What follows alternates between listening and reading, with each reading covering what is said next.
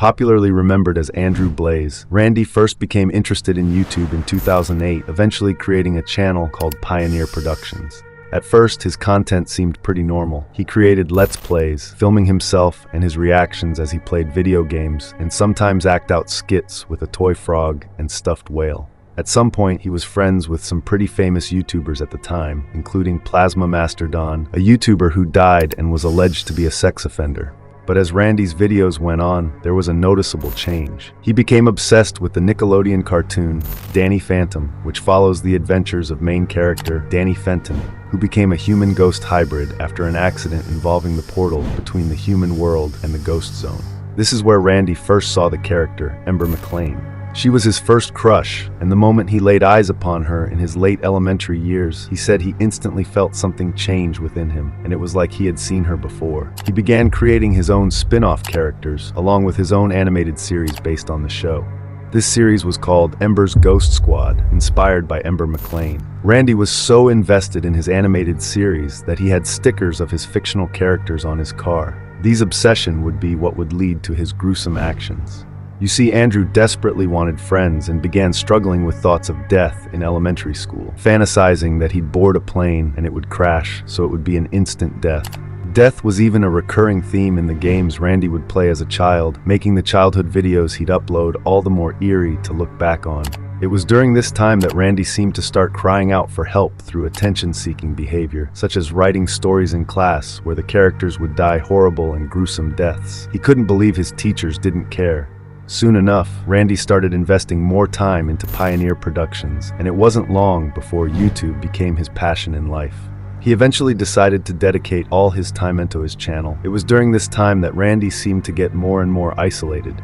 He was almost always alone in his videos. He began getting poor grades as he neared graduation, and he hated his job working at the Weiss supermarket. Having no clue what he wanted to do with his life, he started to go down a dark path, fantasizing about setting himself on fire like the cartoon character Ember and taking his own life. And something would happen to Randy that would change him forever. One of his brother's friends, Tom, died in a car crash on his way to school in the morning after he crashed into a tree and was dead on arrival at the hospital. Though he hadn't known Tom well, he said his death really affected him. His daydreams in class became consumed with either YouTube or death, and his growing fixation on the morbid subject would lead him to start a strange tradition, driving by the location of Tom's death every year on the same day he died. Randy claimed to be struck by tragedy again after one of his newest friends also suddenly died in a car accident, to which he wrote in his journal, "Tom's death sucked the life out of me. Matt's death killed me." Randy began to fixate on the idea of getting older, and this idea terrified him. This fear would eventually warp into a disgust for older people, and Randy decided that living past the age of 30 was pointless. It was here that he decided he wanted to die young and soon. At the same time, Randy was developing some other strange ideas involving the cartoon character, Ember. Writing in his journal, "I miss my cartoon-like form." He became convinced that after his death, he would return to his true form, a ghost girl just like Ember, and that he would live on with the fictional characters he had created in Ember's Ghost Squad. This was what Randy called his big realization, that he didn't belong here on Earth. He was actually a ghost girl, and the only way he could return to what he was truly supposed to be was by dying. During this time, he also began struggling with his gender identity, leading him to experiment with wearing bras. He eventually stole clothes out of his mother's closet and cross-dressed when no one else was home. Randy began taking action to change his appearance in order to better match his ghost girls. He skipped meals when he could and started shaving all of his body hair with a woman's razor.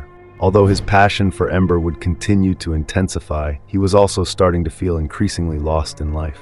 During a live stream from 2014, 3 years before his plan, Randy suddenly announced, to the dismay of his fans, that he wouldn't be around much longer and would probably be leaving YouTube for reasons he couldn't state. He ranted about how his YouTube channel was all he ever wanted to do, and how graduating from college for mass communications was a waste of 3 years because it was a field he said he would never enter.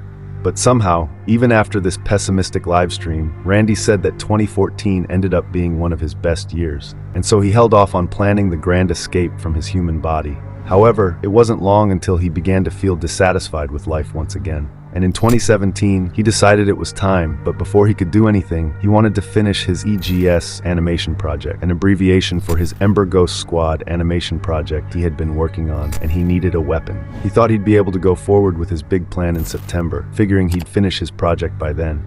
He tried to figure out a way he could decide the date based on coding the letters EGS, E being 5, G being 7, and S being 19, placing his big plan for 5, 7, 19. But as the days went by, he realized he couldn't wait 2 years. He wanted to die so he could become the ghost girl that was clawing to get out. In the meantime, he began filming a set of tapes for his parents to view after his death, planning to post them online just before he struck. He ranted in his journal about how much he hated humanity and how he was a self-described narcissist who enjoyed watching the tapes of himself over and over again. Pages upon pages of the journal were dedicated to rambling about the Columbine massacre, just like Trey in our last case. He repeatedly described how he became deeply absorbed in the Columbine massacre, feeling a strong personal connection, especially to Eric Harris. He also revealed he was extremely homophobic and racist, writing extensively about his hatred for gay people. His goal to finish the animation project before he died wasn't working out. He complained in his journal that the voiceover actresses he hired weren't going fast enough, and he freaked out when an animator didn't want to work on his project because he wasn't comfortable with the theme. Eventually, everything fell apart with the people he was working with. His project was stuck, and he decided he'd had enough, that he couldn't wait any longer. He purchased 2 shotguns, writing in his journal, "You were a fool to trust me with that shotgun. Oh mother, if only you realize you just signed my death warrant by taking me to that gun shop." He took target practice videos in what appeared to be in his backyard with someone else holding the camera and filming him. But it makes you wonder how the person filming couldn't have realized something was about to go very wrong, especially taking Randy's shirt into consideration.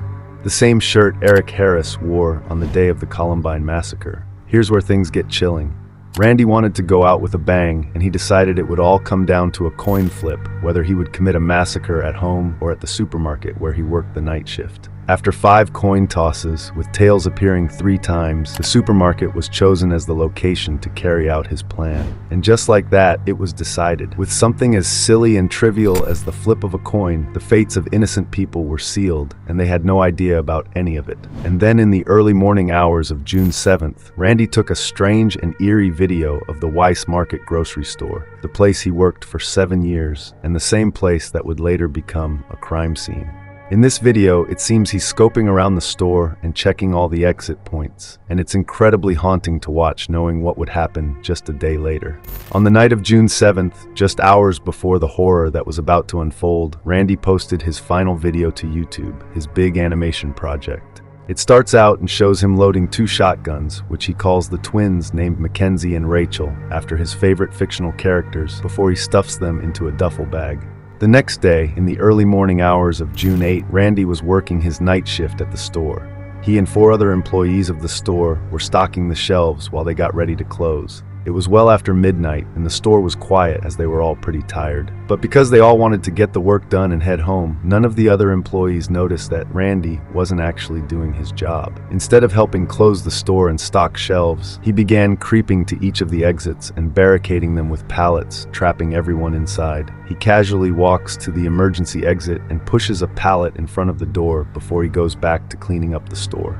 When he pauses again, none of his co-workers think anything of it, especially because Randy is on his phone. What no one knew was that Randy was sending out a few different videos and posts, which were all detailed plans of the disturbing thing he was going to do next. On one of his Twitter accounts, he uploaded a series of videos, including one titled Journal, another called Digital Set, and most disturbingly one named Suicide Tapes. At 10 p.m., he tweeted as Mackenzie, "I hope we were able to get you through the day. I always hate goodbyes, but it's more like see you later. Thank you, Mackenzie." Just before 1 a.m., right before the massacre, he tweeted as Rachel, "Me and Andrew were going to give the world a little insight as to what really lurks around in the shadows of your everyday lives."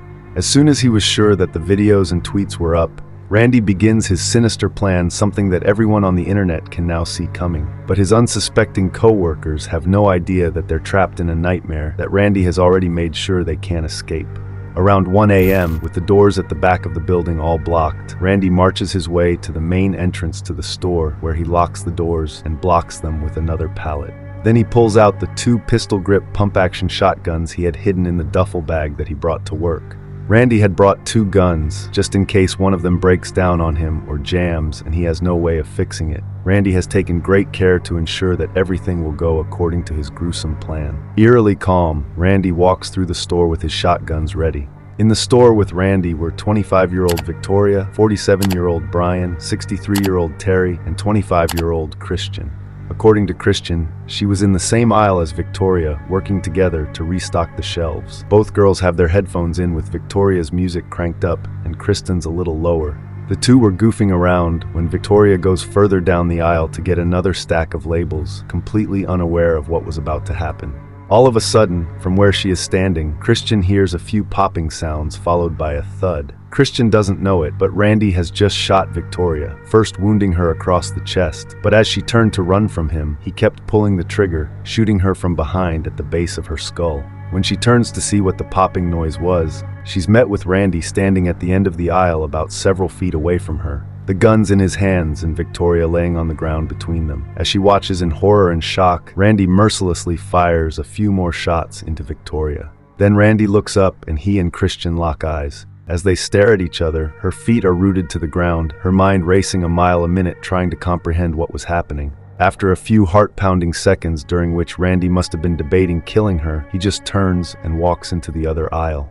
Now at this point, the accounts differ, as Christian says that she made eye contact with Randy after he shot Victoria, which is incredibly disturbing to consider. But the other possible reported events is even more disturbing. Various news sources actually reported that Christian hadn't heard the pop of gunfire at all. Instead, they alleged that according to CCTV footage, after shooting Victoria, Randy found Christian where she was working and eerily looms only a few feet behind her, and the whole time she has no idea that he was there. Randy has his shotgun, still hot from being fired, and just watches her for 5 seconds. Then he turns and goes into the next aisle. Regardless of which one is true, both versions are incredibly creepy. In the other aisle, Randy finds Brian. He shoots him from far away, hitting his arm, groin, chest, and the right side of his head. 3 of the 5 shots Brian was hit with were lethal. Randy also hunts down his oldest co-worker, who at this point had probably heard the gunshots. Terry Sterling is shot twice in the back and shoulder, and I imagine that he must have been trying to run away when he was killed. According to Christian, while this was happening, she still hadn't moved. She was frozen in fear, sure that what she had seen was a bad prank, because how could it actually have been real? When she finally made herself move, she runs to check on Victoria where she isn't moving. She even tries to shake her a little to wake her up, but though Victoria still has a heartbeat, she's in a critical condition. Christian realized that she has to go and get help. Because she doesn't know where Randy is in the store, she calls 911 on her phone while still in the aisle. What she didn't know was that it was sadly too late for any of her coworkers to be saved. She then runs to the self-scanners in the store, and as she does, she can hear even more gunshots. At the scanner, she can't see exactly where Randy is. She takes a risk and runs a little further. When she spots him and his back is turned, Christian makes a break for the front door. Once there, she's able to reach past the pallet that Randy has blocked the exit with and finally unlock the door. But when she goes to push it open, her heart sinks. The door won't slide. Panicking, Christian slams her shoulder into the door until it pops open and she runs outside into the parking lot. Even as a brief wave of relief floods over her, she knows she's not out of the situation yet. She ran up a hill in order to hide behind a bush until help arrives. While Christian is escaping, Randy is still inside finishing his plan. Though he's managed to shoot all of his coworkers except Christian, he opens fire on some of the merchandise in the store, shattering glass all around him before he shoots at a few of the small portable propane tanks. He wants them to blow up to destroy the store and him with it, but they don't explode. Randy continues to randomly fire in the store before he decides that he has met the end of his thorough plan. Just as calmly as he made his way through the store, Randy then walks into the deli section where he takes his own life. In this gruesomely short amount of time, a total of 59 bullets were fired, all from just one of the shotguns Randy carried. His last tweet was, "Goodbye humans, I'll miss you." All 3 of his coworkers died from their wounds. Only Christian managed to escape. Even when talking about how she had fled the store, Christian still has no idea why Randy didn't shoot her, and so we may never know why he chose to spare her. After the chaos of the attack, investigators were trying to understand Randy's motive that night, so they searched his home where they found 7 boxes of 12-gauge shotgun ammunition, shooting goggles, ear protectors, and a shotgun buttstock. Police also ended up taking some of his notebooks with drawings and cartoons, along with his computer, as evidence. Together, these materials painted a clear picture for authorities, and digging deeper into his personal life reinforced that Randy was struggling with his gender identity and really documented his declining mental health.